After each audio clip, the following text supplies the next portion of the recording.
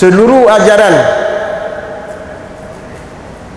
yang telah dinyatakan sesat ataupun menyimpang oleh para ulama, maka seharusnya kitanya wajib untuk tertegah mungkar.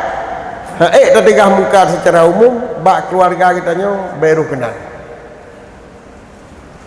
bak ngan kitanya baru kenal, si kurung-kurung rat draw kitanya baru kenal.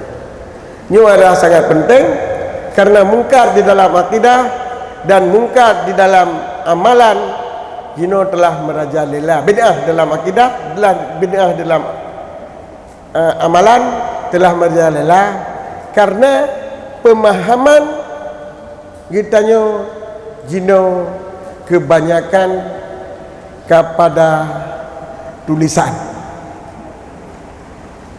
pada bacaan tulisan, sehingga tak artikan Quran, tak artikan hadis, tak artikan asar para sahabat dengan apa yang kita pahami, bukan dari guru-guru kita. Menyata baca hadis langsung pi Google Rasulullah dia. Tak baca aja, tak baca, tak paham juga ada. Tak pegah juga ada. Hana tamu gureh. Maka jino tu yang paling bahaya di saat ahli bid'ah mengatakan bahawa orang yang membuat nyonya melanggar dengan hadis pulan, melanggar dengan ayat pulan. Jadi kitanya mabek melanggar dengan hadis dan dengan ayat, kembali pada ayat dan hadis. Balik kita pakai kita ulama. Yo kana penyakitnya. Ini tak jawab. Pajan kita nyo merupak dengan Nabi. Pajan kita nyo merupak dengan Tuhan. Mengata depu yang bawa kun Tuhan nyan arti. Bawa kun Nabi nyan maksuji. Hetengku Quran ge penyata dengan hadis. Rasulullah yang pegah pakiban maksud Quran aqimus salah. Maka lantas bayang nak rukuk, nak sujud, nak boleh kandang dah mentang. Nak terperah mana?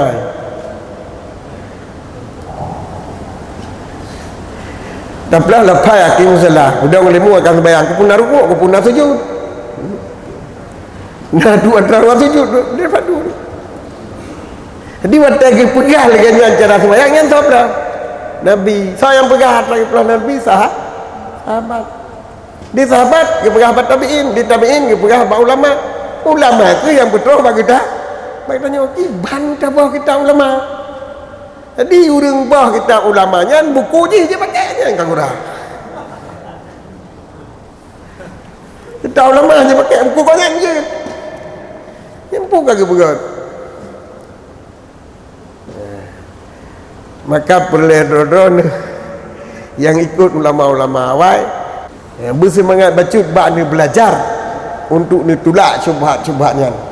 Jadi menyerta murno ilmu fiqh yang mendalam untuk tolak syubhat nyo fardu kifayah. Walau Imam Ghazali di pupek fiqh kadang 4-4. Tahu di pupek fiqh wadi.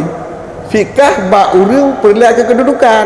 Sebab waktu masanya le tahu urang yang murno fiqh untuk maju ke kati, mai lantik ke kati le raja.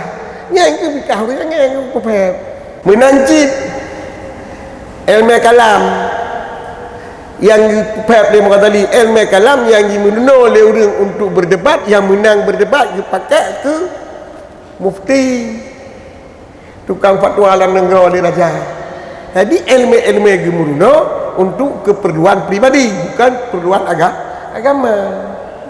Sedangkan menurut ilmu fikah, menurut ilmu kalam untuk keperluan syubhat fardu kifayah hukumnya.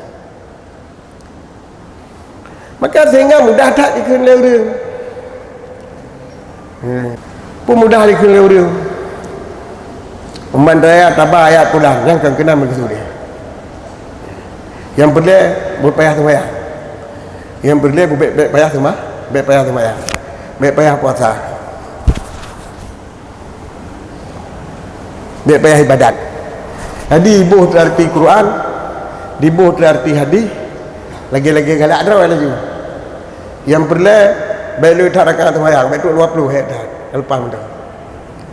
Buh mana hadis, buh mana ayat, lagi berlian lagi.